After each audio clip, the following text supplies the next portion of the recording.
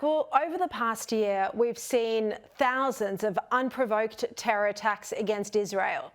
Yet there's been pressure from Western leaders towards Israel for daring to fight back and keep its citizens safe. Instead of coming down hard on Hamas, Hezbollah and Iran, the international community keeps criticising Israel. Amnesty International and the United Nations aren't jumping up and down about the clear-cut war crimes of Hamas and Hezbollah, like the slaughter of babies in cots, but they're issuing press releases accusing Israel of war crimes by daring to kill terrorists in targeted attacks.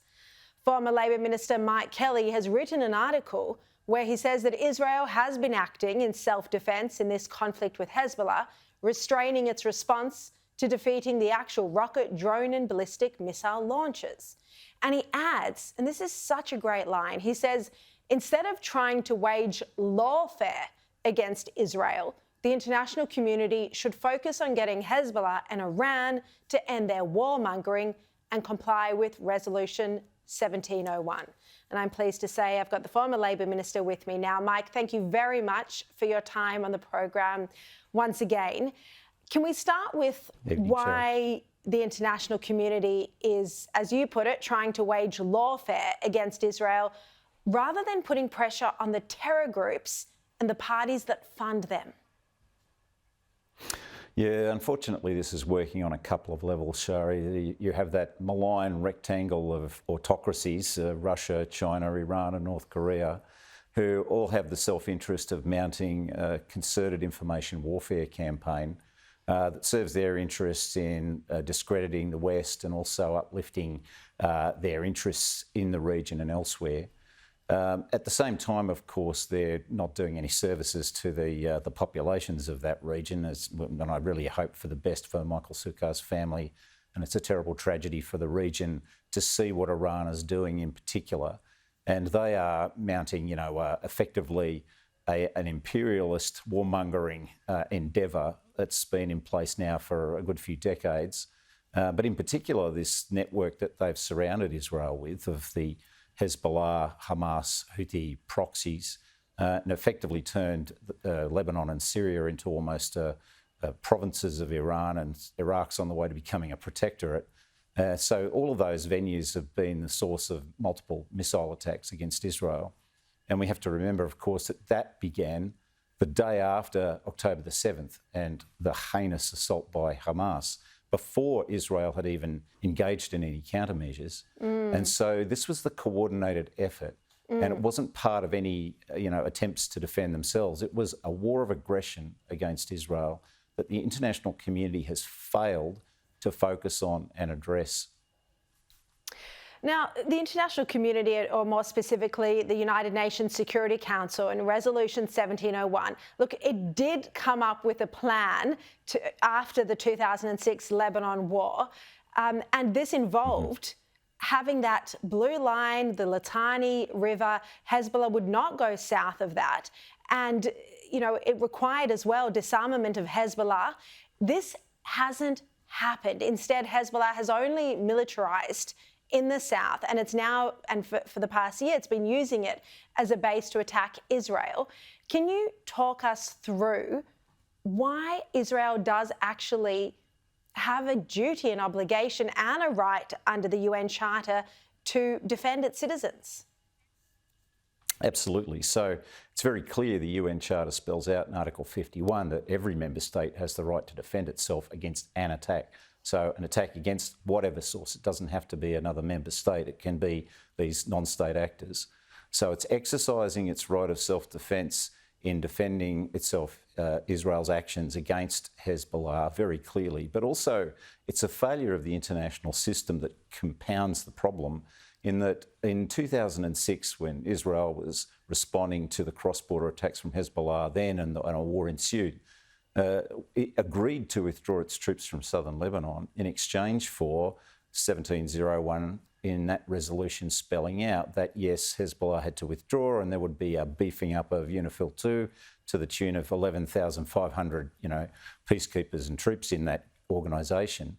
And there was, instead of the demilitarisation of the south of the border area, south of Litani, and the demilitarisation of Hezbollah, it was a massive escalation of their capabilities. So they've gone to 150 to 200,000 rockets and missiles in their arsenal. They have developed an incredibly sophisticated and enormous underground infrastructure in southern Lebanon that dwarfs the Hamas endeavours in Gaza. Tunnels that can take rocket launchers for these Fateh 110 missiles. They can travel along those tunnels and exit through designated points where they launch their missiles and scoot back into the tunnels. Vast caverns that were helped in the construction by North Korea, who provided all their tunnelling technology to Hezbollah, and then Hezbollah were able to set up so-called civil construction company fronts to finish that job off. Companies like, appropriately, Jihad Construction and Mustafa Construction, who sometimes engages, of course, with the UN Development Programme. But this is a massive capability right under the nose of these UN peacekeepers. And I ask, where was their reports and amplification of alarms and information about this? Where was the UN, where was the UN Secretary General for the last 18 years in failing to orchestrate the international effort to force the compliance of Hezbollah and Lebanon, because the Lebanese army was also meant to then fill that void in southern Lebanon and finally give them the jurisdiction as a sovereign nation that they ought to have. So where was the UN and all that? Where was the international community in applying pressure on Iran and its proxies to deliver that outcome to prevent the very situation that we see now? And where are their voices now putting pressure on Iran and Hezbollah to diffuse this situation and end the suffering of the Lebanese? Mike Kelly, you make so much sense. You are such a rational voice, desperately missing from the current Albanese government. I mean, you must look on at your old party, at your old team in dismay. I just look on at the whole scene at the moment where, we're not seeing rational debate. We're not seeing debate that reflects the actual provisions of the laws of armed conflict and international law, and failure encouraged to stand up to the propaganda and the voices of activism that's not peace activism, it's warmongering. These people don't want a ceasefire. They want the elimination of the State of Israel and the war escalated, and the elimination of the 10 million people living there. But on that point, that is the true genocidal agenda. But on that point, the Foreign Minister and the Prime Minister, they keep saying there needs to be an immediate ceasefire. But at the same time, they say Hamas can't have a future role in the governing of Gaza. So how do they think Hamas is going to be removed if Israel doesn't, through armed conflict, remove Hamas? I mean, don't you think there's this... Yeah. Well, what do you think about that?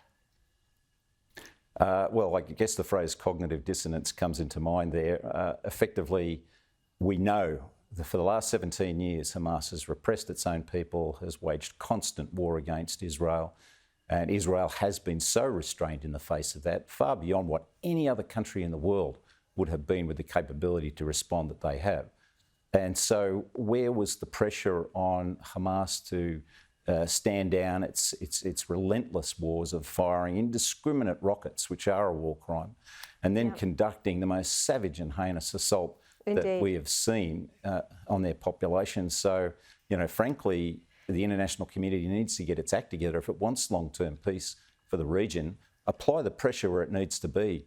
But just behaving as if Israel's the only party in this conflict which has agency, which just simply isn't true. Indeed. Look, you are desperately missing from the Albanese government so many sane voices like yours, like Kimberley Kitching, like Michael Danby, are no longer in the government and they're needed. Thank you very much for your time. Really appreciate it.